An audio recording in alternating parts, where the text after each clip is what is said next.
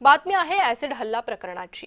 अल्पवयीन मुलीवरील ऍसिड हल्ला प्रकरणी 1.5 तासानंतर रास्ता रोको करण्यात आलं। आंदोलन मागे 1.5 तासानंतर आंदोलन मागे घेण्यात आलं। 1.5 तास जवळपास गावकऱ्यांनी आंदोलन सुरू ठेवलं होतं। वडगावपान गावातील चौफुलीवर रास्ता रोको केला होता। पोलीस प्रशासनाला निवेदन दिल्यानंतर आंदोलन मागे घेण्यात आलंय।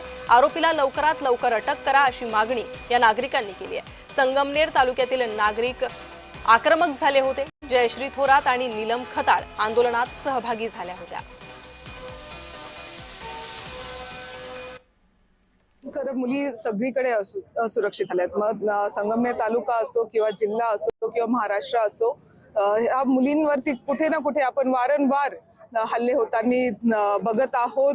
कुठे रेप केस होत आहेत, कुठे ऍसिड हल्ले, कुठे चाकूनी हल्ले। अतिशय वाईट अशी परिस्थिती महाराष्ट्रामध्ये उद्भवलेली आहे। मला एवढंच सांगायचंय की शासनाला कठोर कायदे असे केले पाहिजे की मुलींवरती हल्ले झाले नाही पाहिजे। खरं तर ही फार दुर्दैवी काल घडलेली घटना फार दुर्दैवी आहे आणि त्यातल्या त्यात ती चिमुकली म्हणजे अल्पवयीन आहे आणि ह्या गोष्टीसाठी आज आपण सगळे इथं उतरलो आहे। पण आपल्या महिलेच्या, आपल्या मुलींच्या सुरक्षतेसाठी आपण कुठंतरी प्रशासनाने आणि पोलिसांनी वेळोवेळी जर अशा विकृतींना वेळेत जर कठोर शिक्षा केली तर अशा प्रवृत्ती घडणार नाही।